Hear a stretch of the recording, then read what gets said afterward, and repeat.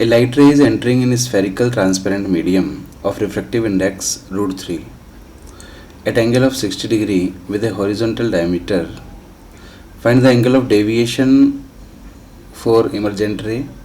Also find the angle made by emergent ray with the horizontal. देखो क्या situation है, एक स्फेरिकल ट्रांसपेरेंट मीडियम है हमारे पास और इसका रिफ्रैक्टिव इंडेक्स है √3। इसका एक डायमीटर है जिसको हॉरिजॉन्टल डायमीटर कहा गया है। यूँ तो कई डायमीटर होंगे बट ये हॉरिजॉन्टल डायमीटर है इसका, और इससे 60 डिग्री बनाती हुई एक लाइट रे इसमें एंटर कर रही है। तो भाई यहाँ रिफ्रैक्शन होगा और यहाँ से रिफ्लेक्टेड रे चलकर यहाँ कहीं गिरेगी, फिर यहाँ वापस से रिफ्रैक्शन होगा और ये फिर से बाहर निकलेगी।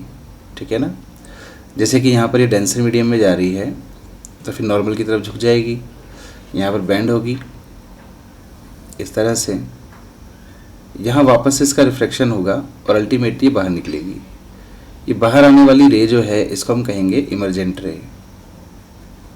दिस इज इमर्जेंट रे। तो इसके लिए पूछा है कि एंगल ऑफ डेविएशन कितना है, यानी कि ये कितने एंगल से घूम गई है, और पूछा है कि हॉरिजॉन्टल डायमीटर से कितने एंगल पर बाहर निकलेगी। तो भाई यहाँ पर हम रिफ्रैक्शन को स्टडी करें अगर इस पॉइंट पर, तो यहाँ पर देखिए नॉर्मल क्या होगा, स्फेरिकल सरफेस के लिए नॉर्मल होती है रेडियस, और यही रेडियस है जो डायमीटर है, तो यही हमारा नॉर्मल भी है। तो नॉर्मल से बनने वाला एंगल हो गया एंगल ऑफ इंसिडेंस। यहाँ वैक्यूम में चल रही है तो μ = 1, और इस तरफ ये नॉर्मल से जिस एंगल पर बाहर निकलेगी इसको हम कहेंगे एंगल ऑफ रिफ्रैक्शन। सिर्फ दिस पॉइंट इज ए, तो ए पॉइंट पर स्नेल्स लॉ को यूज़ करके मैं आर को कैलकुलेट करूँगा। सो बाय यूजिंग स्नेल्स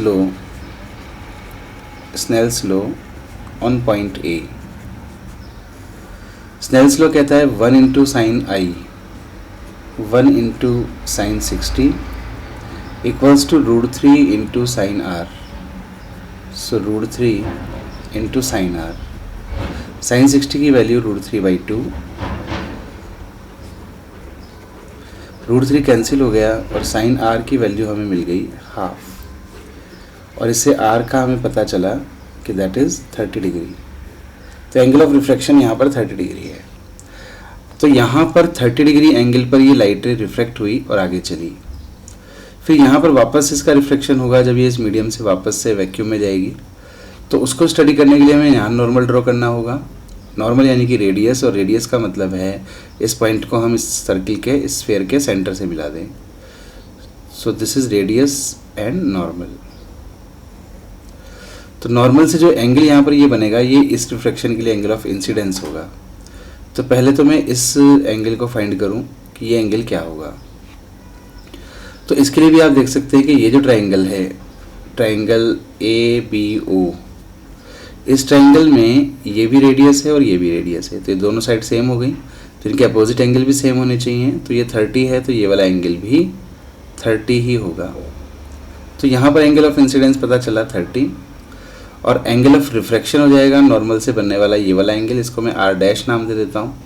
तो पॉइंट B पर अगर मैं रिफ्रैक्शन को स्टडी करूँ बाय यूजिंग स्नेल्स लॉ, तो B पॉइंट पर अगर हम स्नेल्स लॉ यूज़ करें तो स्नेल्स लॉ कहता है √3 sin 30, √3 sin 30 equals to 1 × sin R', 1 × sin R'। sin 30 is half, तो sin R' की वैल्यू मिल गई √3/2। सो R' हमारे पास आ जाएगा 60 डिग्री। तो लाइट रे 60 डिग्री के रिफ्रैक्टिंग एंगल पर, एंगल ऑफ रिफ्रैक्शन पर बाहर निकलेगी इस तरह से। अब हमसे पूछा क्या है, हमसे पूछा है angle of deviation, angle of deviation.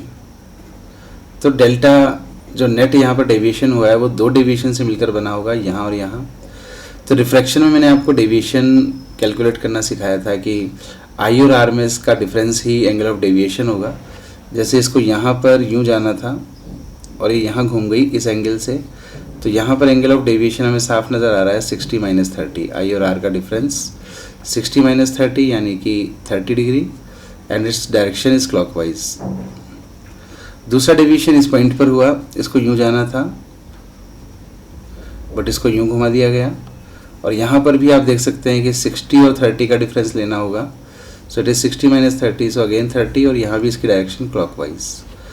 तो total net angle of deviation हमारा हो गया 60 डिग्री इन क्लॉकवाइज डायरेक्शन। तो 60 डिग्री क्लॉकवाइज ये एंगल ऑफ डेविएशन हो गया इस लाइट रे के लिए। दूसरा हमसे पूछा है कि हॉरिजॉन्टल से कितने एंगल पर निकलेगी।